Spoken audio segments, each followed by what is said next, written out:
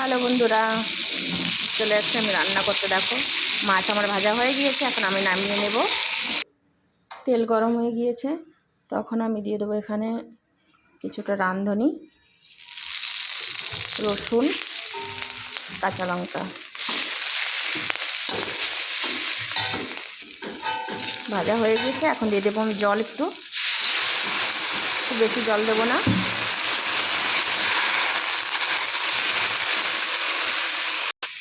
জলে জাল উঠে গিয়েছে, এখন আমি দিয়ে দেবো লবণ আর দেবো হলুদ। একটু নেড়ে চেড়ে নেব। এখন আমি দিয়ে দিচ্ছি মাছ।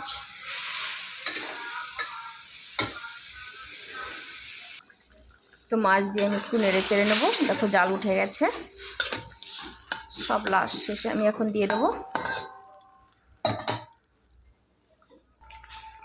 তো বন্ধুরা দেখো ঝোলটা অনেকটা শুকিয়ে গেছে, আমি আর শুকাবো না। এখন আমি সবার লাস্টে দিয়ে দিচ্ছি পালং শাক। আমি পালং শাকের সবজি করছি।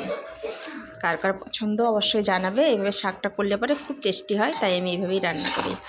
তোমরা করে খেয়ে দেখবে একবার। দেখো তো আমি এখন একটু ঢেকে দেবো। তো এই দেখো বন্ধুরা, আমি ঢাকনাটা সরিয়ে দিয়েছি। দেখো কত সুন্দর হয়ে গিয়েছে সবজিটা আমার। এখন আমি নামিয়ে নেব। মাছগুলো হালকা করে একটু ভেঙে দেবো। শাকে মাছগুলো ভেঙে দিলে খুব ভালো লাগে। তো তোমাদের কেমন লাগছে অবশ্যই বলবে। আমার মতো করে কে কে তোমরা রান্না করো অবশ্যই জানাবে আমাকে।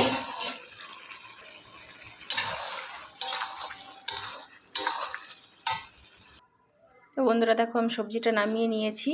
দেখো কত সুন্দর হয়েছে, খুবই টেস্টি লাগে এভাবে খেতে। তোমাদের যদি ভালো লাগে তাহলে অবশ্যই একটা লাইক, একটা কমেন্ট কিন্তু করবে। থ্যাংক ইউ ভিডিওটা দেখার জন্য।